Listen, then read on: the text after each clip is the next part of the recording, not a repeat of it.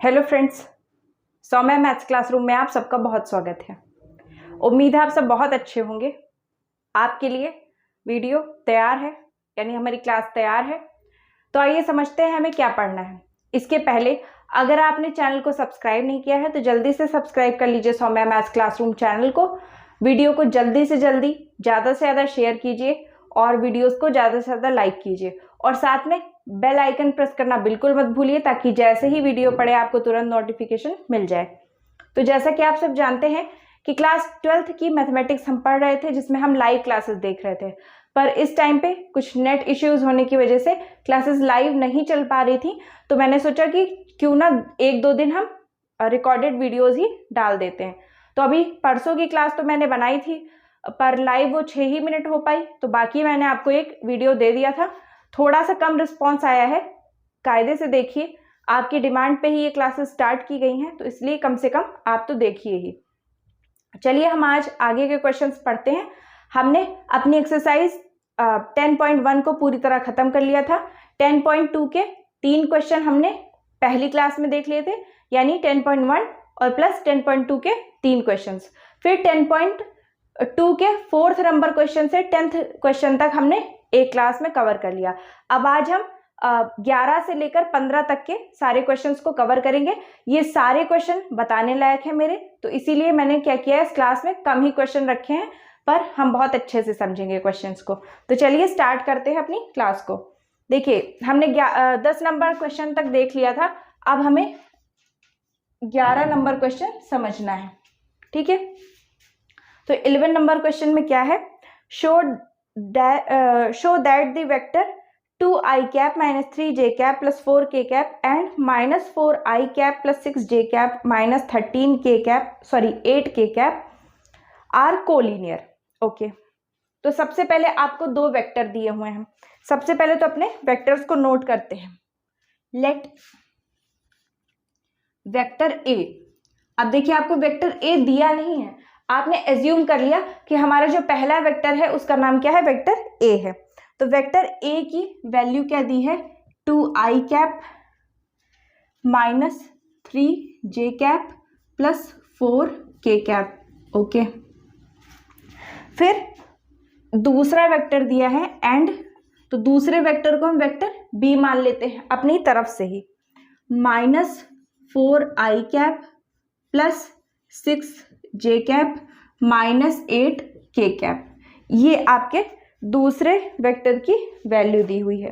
Okay, तो अब हमें क्या दिखाना है कि ये दोनों वेक्टर्स हैं कोलीनियर, ठीक है। तो कोलीनियर कैसे हो सकते हैं, आइए हम दिखाते हैं। सबसे पहले हम जानते हैं, ठीक है,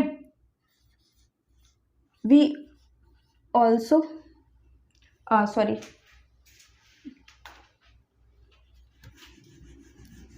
सबसे पहले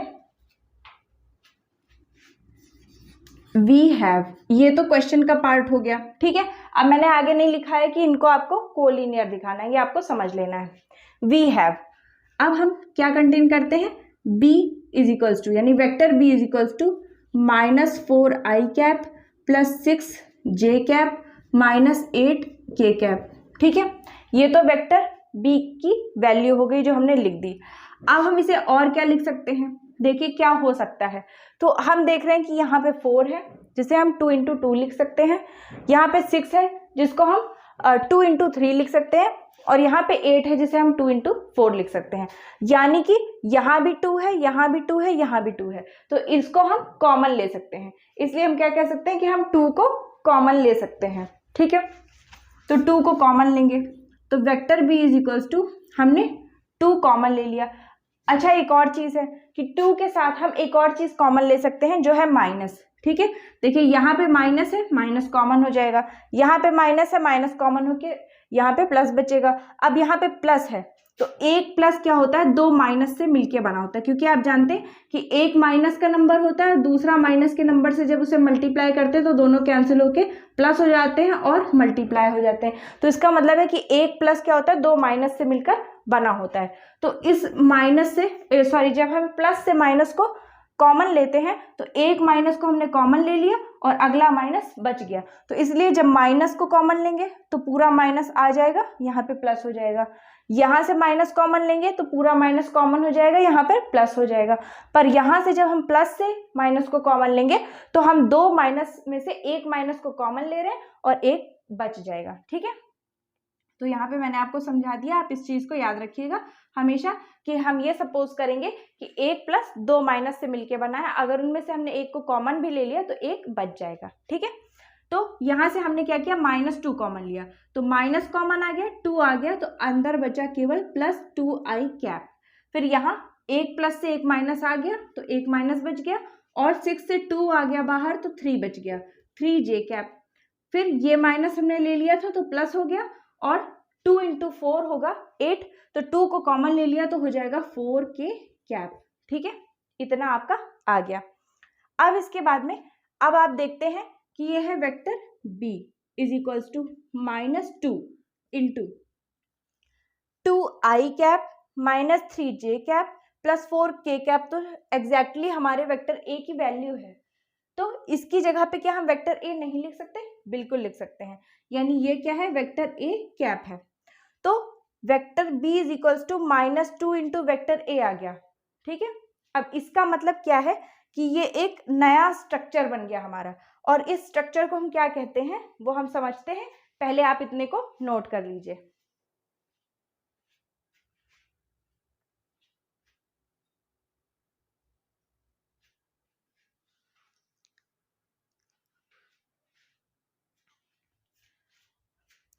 तो चलिए इसे और आगे सॉल्व करते हैं। आई होप आपने यहाँ तक इसे नोट कर लिया होगा।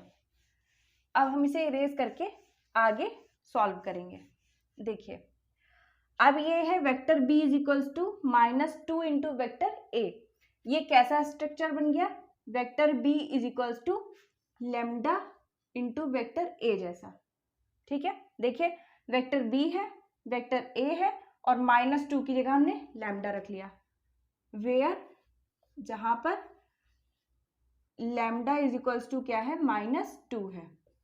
तो जो ये स्ट्रक्चर होता है ये यही दिखाता है कि वेक्टर a और वेक्टर b क्या है, कोलिनियर है। ठीक है, क्योंकि जब वेक्टर a और वेक्टर b कोलिनियर होते हैं तो दोनों वेक्टर में से किसी एक वेक्टर में ऐसा कुछ कॉमन आ जाता है, एक ऐसा कांस्टेंट कॉमन आ जाता है जिसको कॉमन लेने के बाद हमें अपना दूसरा वेक्टर मिल जाता है।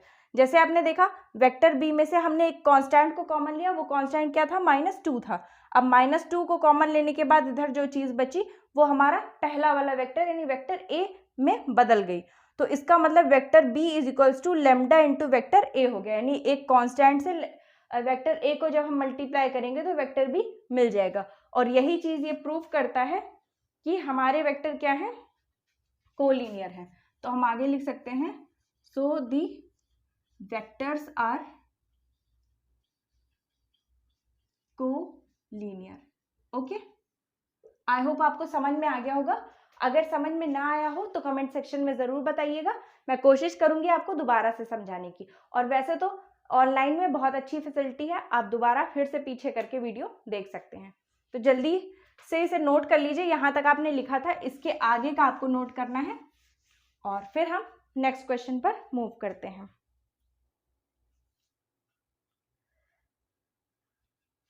अब इसके बाद में अगला क्वेश्चन है हमारा क्वेश्चन नंबर 12। ठीक है, अब इसमें हमें क्या सॉल्व करना है देखते हैं। देखिए क्वेश्चन नंबर 12 में vector a is equals to i cap +2j cap +3k cap है। अब इसमें आपको इसके डायरेक्शन कोसाइंस निकालने हैं। ठीक है, देखिए मैंने केवल आपको डायरेक्शन बताई है। अब इसमें हमें बहुत ज़्यादा टाइम नहीं वेस्ट करना है कि हम अपना क्वेश्चन आंसर समझें, सब समझें, यानी आंसर तो हम समझेंगे ही, पर हमें क्वेश्चन पे बहुत ज़्यादा उसे पढ़ने पे टाइम नहीं वेस्ट करना है। तो मेन बात क्या है कि आपको एक वेक्टर दिया है और उसके डायरेक्शन कोसाइंस आपको बताने हैं। तो सबसे पहले तो नोट करते हैं कि हमारा वेक्टर क्या है। Vector a is equals to दिया है i cap +2j cap +3k cap, और इसी के डायरेक्शन कोसाइंस हमें निकालने हैं। आई होप आपको दिख रहा होगा, थोड़ा सा ब्लर हो गया। ओके, आई होप अब सही हो जाएगा। हम थोड़ा सा नीचे लिखते हैं इसे, vector a is equals to i cap plus 2 j cap plus 3 k cap. देखते हैं आप, क्लियर दिख रहा है? हाँ, अब इसके बाद में आपको इसके डायरेक्शन कोसाइंस निकालने हैं। तो डायरेक्शन कोसाइंस निकालने के लिए हमें क्या चाहिए? देखिए, पहले तो डायरेक्शन कोसाइंस का फॉर्मूला होता है क्या? फॉर्मूला हमारा होता है कि जैसे कि हमारे पास 3 डायरेक्शन कोसाइन होते हैं। पहली बार में हम क्या करते हैं, कोफिशिएंट ऑफ आई रखते हैं, ठीक है, कोफिशिएंट ऑफ आई कैप और अपॉन में मॉड ऑफ वेक्टर ए, ठीक है। दूसरे में कोफिशिएंट ऑफ जे कैप और अपॉन में मॉड ऑफ वेक्टर ए, और तीसरी बार जब हम निकालेंगे तो कोफिशिएंट ऑफ के कैप और अपॉन में मॉड ऑफ वेक्टर ए। तो इसका मतलब क्या है कि हमें सबसे पहले तो मॉड ऑफ वेक्टर ए निकालना होगा, क्योंकि आई, जे और के कोफिशिएंट तो हमारे सामने ही लिखे हैं। आई में किसी चीज कोई भी आपको नंबर नहीं दिख रहा है, तो इसका मतलब क्या हुआ, हम इसे लिख सकते हैं 1 इंटू आई कैप, तो ये हो जाएगा 1। और जे कैप का कोफिशिएंट साफ साफ आपको 2 दिख रहा है और के कैप का 3 दिख रहा है, ठीक है। तो सबसे पहले तो हमें क्या चाहिए, हमें चाहिए मॉड ऑफ वेक्टर ए। तो पहले हम मॉडुलस निकालते हैं वेक्टर ए का। अब मॉडुलस कैसे निकलता है आपको बहुत अच्छे से पता है। सबसे पहले हम अंडर रूट लगाएंगे, अंडर रूट में आई का कोफिशिएंट का स्क्वायर, तो आई का कोफिशिएंट क्या है, 1 है, और 1 का स्क्वायर करेंगे, प्लस जे के कोफिशिएंट का स्क्वायर, जे के कोफिशिएंट का स्क्वायर करेंगे, और प्लस के कोफिशिएंट का स्क्वायर, इसे करेंगे और पूरे के ऊपर अंडर रूट लगाएंगे। सॉल्व करेंगे तो क्या आएगा, mod of vector a is equals to 1 का स्क्वायर 1 ही रहेगा, 2 का स्क्वायर 4 हो जाएगा, 3 का स्क्वायर 9 हो जाएगा, 9 में 1 ऐड करेंगे 10, और 10 में 4 ऐड करेंगे 14, यानी ये हो गया 14, ठीक है, अंडर रूट 14, इतना आ गया। अब जब आपको डायरेक्शन कोसाइंस चाहिए तो आपको फॉर्मूला लिखने की कोई जरूरत नहीं है, आपको पता है। सबसे पहला डायरेक्शन कोसाइन क्या होगा, आई कैप का कोफिशिएंट, आई कैप का कोफिशिएंट क्या है 1, और अपॉन में मॉड ऑफ वेक्टर ए यानी अंडर रूट 14। अब आप जानते हैं कि अंडर रूट 14 को आप सॉल्व नहीं कर सकते, तो इसको ऐसे ही हम छोड़ देंगे। फिर दूसरा डायरेक्शन कोसाइन क्या होगा, जे कैप का कोफिशिएंट और अपॉन में मॉड ऑफ वेक्टर ए। अब तीसरा के कैप का कोफिशिएंट और अपॉन में मॉड ऑफ वेक्टर ए, ठीक है। ये हो गया आपका आंसर, आपके तीनों डायरेक्शन कोसाइंस निकल चुके हैं, आप इसे नोट कर सकते हैं।